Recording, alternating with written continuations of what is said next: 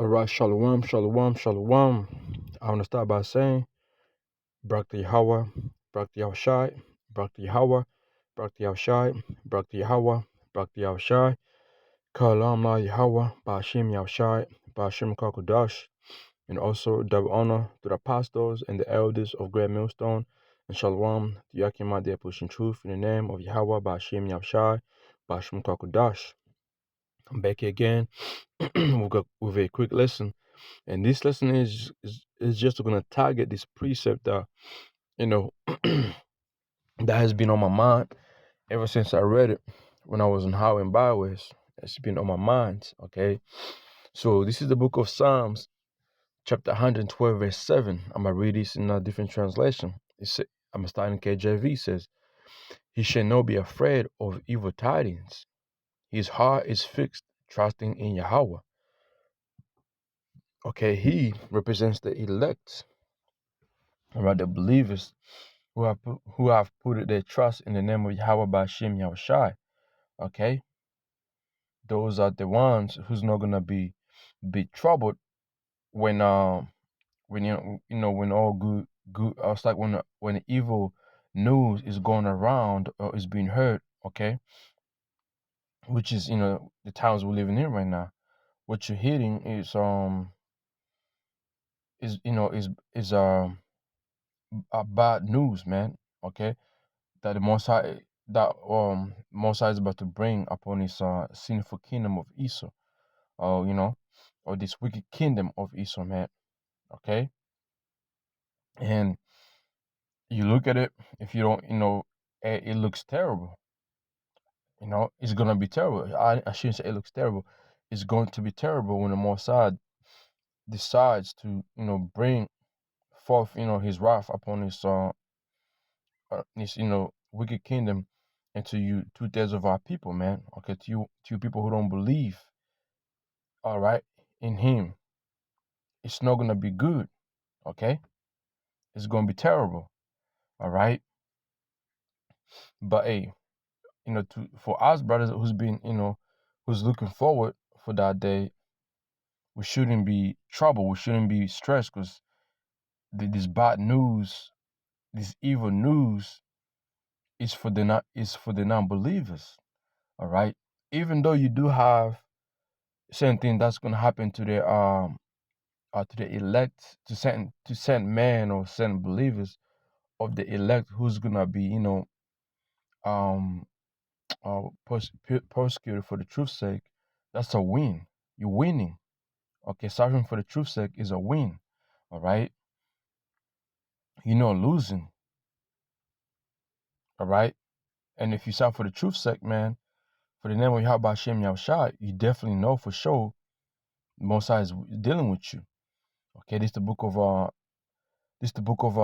First Peter chapter 1 verse. It's like, yeah, this is the book of First Peter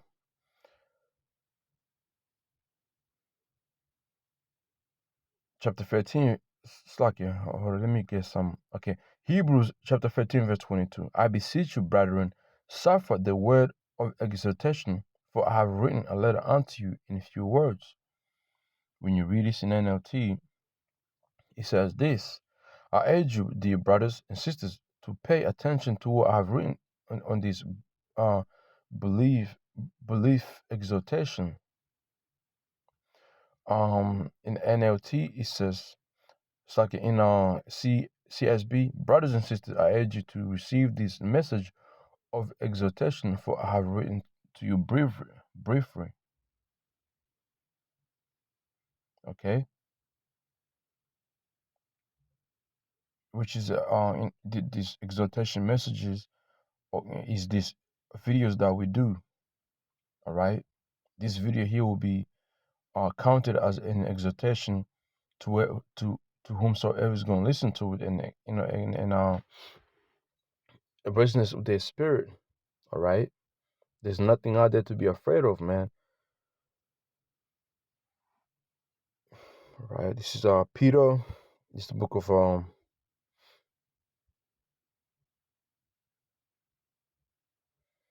it's the book of First Peter chapter 2 verse 20. For God is it if when you be buffeted for your faults, you take it patiently. But if when ye do well and suffer for it, ye take patiently, this is acceptable with Yahweh Hashem Yahushua, which we know this is gonna happen. So of course you get no credit for being patient if you are bitten for doing wrong. But if you suffer for doing good and do it patiently, the Most High is pleased with you. You see, so that rather is a good news. It shouldn't be evil.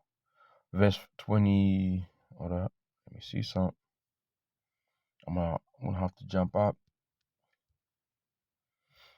Okay, yep. First Peter 3:14. But if you suffer for righteousness' sake, happy are ye, and be not afraid of their terror, neither be troubled. Right? And in Psalms 112:7 says, he shall not be afraid of evil tidings. His heart is fixed, trusting Yahweh Hashem Yahushua. So if you're suffering for the righteous sake, you're supposed to be happy because it's a good thing. Be not afraid of their terror, neither be troubled. Okay, you can't be afraid of what Easter's gonna be presenting out there to do unto the true believers, man. Fuck it. You're good. Yahweh Hashem Yahushua is with you. Okay? Jumping to verse 17, 1 Peter 3:17, for it is better, if the will of the Most High be so, that you suffer for well doing than for evil doing. So if you're doing good, you're suffering for that, you're perfect, you're right, you're gonna be good. Okay? That's why we shouldn't be afraid of these evil tidings that Esau is bringing forth. You know, she is gonna pass to come after the prophets. Fuck it. Fuck you, Esau. All right? We know for sure certain things, those certain things are supposed to happen to the believers, but it's not a bad news. It's how it's supposed to be. How Shah went through it. It wasn't, a bad thing. Because at the end of the day, he received, okay, he received the glory that he had before, all right, with the Messiah Yahweh, which is what the man of the Messiah, Yahweh by Hashem Yahshua, are looking for. But you have to go through certain things to receive that glory, man. Okay, or to get into the kingdom, right?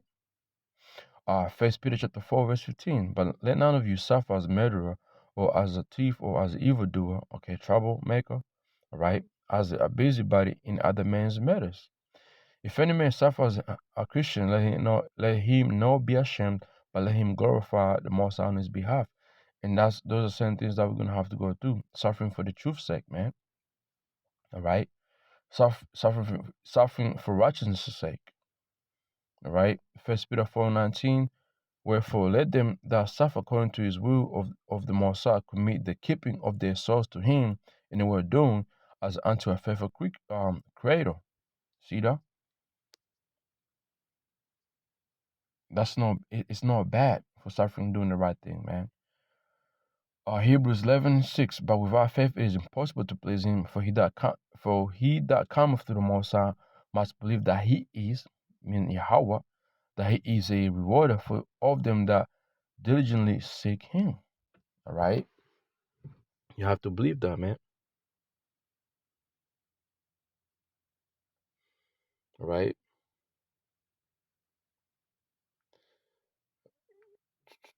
All right, let's go here real quick. Romans chapter 13, verse 11.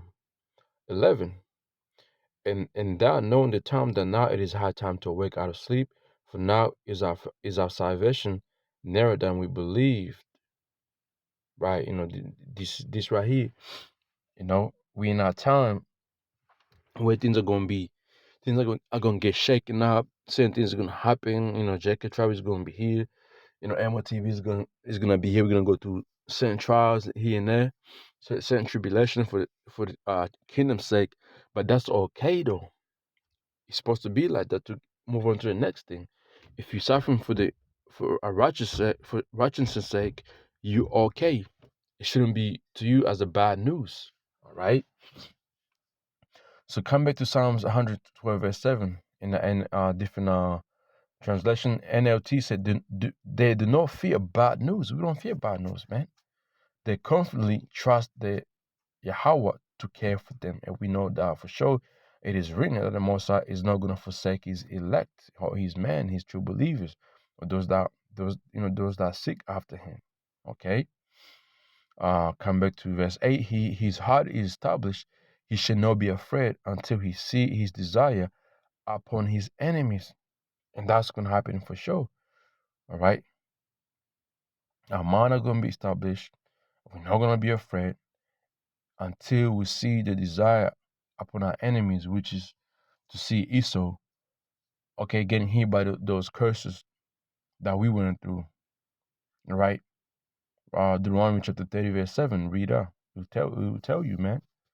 Okay, that these nations are gonna be hit by by those curses that we going through right now. Verse 9. He have dispersed, he have given to the poor. His righteousness endure forever. His home shall be exalted with honor.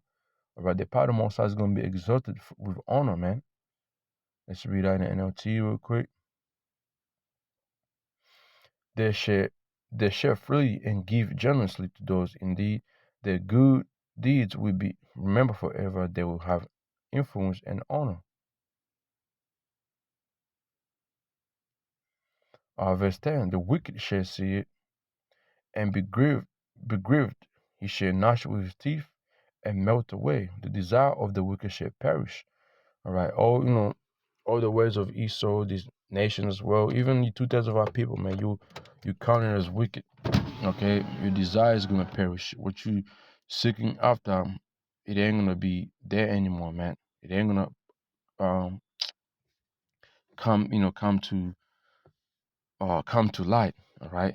It's funny that they give this precept here with that motherfucking name Hammond. We, before coming along, now I'm kidding, but before coming along got the same spirit as Haman. Then took Haman the apparel and the horse and the arrow. Mordecai brought him on horseback through the streets of the city and proclaimed before him, Thou shalt it be done unto man whom the king delight to honor. And Mordecai came again to the king's gate, but Haman hasted to his house mourning and having his head covered. You can read what happened to Haman, man. He got fucking, he got down, man. He got down for being wicked, man. And Haman told Zarephath, his wife, and his friends everything that had befallen him. Then said his wife, Man, and Azealish, his wife, unto him, If Mordecai be the seed of the Jews, before whom there has begun to fall, thou shalt not prevail against him, but surely, shall surely fall before him, which is going to happen in Esau, man. And while they were yet eating with him, came the king's chamberlains and hastened to bring Haman unto the banquet, and Esther had prepared. So the king and Haman came to banquet with Esther the queen, and the king said again to unto Esther on the second day that the banquet of wine, what is thy petition, Queen Esther, and it shall be granted thee. And what is thy request, and it shall be performed even to the half of the kingdom. Then Esther the queen answered, said, If I have found favor in thy sight, O king, and if I please the king, let my life be given at my petition, and my people at my request. For we are sold, I am and my people, to be destroyed, to be slain, to be perished by to perish. By fear being sold for born and by a woman, I had hidden my tongue, although the enemy could not controvert the king's damage. Then the king Ahasuerus answered and said unto Esther, the queen, Who is he? Away easy, that did thus presume in his heart to do so. And Esther said, The adversary and the enemy is the wicked Haman. Then Haman was afraid before the king and the queen. And the king, arising from the banquet of wine in his wrath, went into the palace garden. And Haman stood up on the up to make a request for his life to Esther the queen, for he saw that there was evil determined against him by the king. Then the king returned out of the palace garden into the place of a banquet of wine. And Haman was fallen up on the bed whereon Esther was. Then said the king, Will he force the queen also before me in the house? As the sword went out of the king's mouth, they covered Haman's face. And happened one of the chamberlains said before the king, Behold, also thy galley 50 cubits high, which Haman had made for Mordecai, who had spoken good for the king, standeth in the house of the Haman. Then the king said, hang him thereon. So they hanged Haman on the gallows that he had prepared for Mordecai. Then was the king of wrath pacified. This was going to be falling for you Edomites, man. Same, she that befallen Haman, same thing's going to be falling for you. So they impaled Haman on the pole he had set up for Mordecai, and the king's anger subsided. You see that? So that's that precept right there. Let me go back to it. There's more precept you can go into, that's gonna set that what's happen to wicked. The wicked shall see it and be grieved. He shall gnash with teeth and melt away the desire of the wicked shall perish, man. Whatever these wicked people are desiring to accomplish or do unto the elect, it's not gonna happen. It's gonna be other way around, man. So with that, man, hopefully that right there made sense to you brothers out there and sisters out there. Shalom.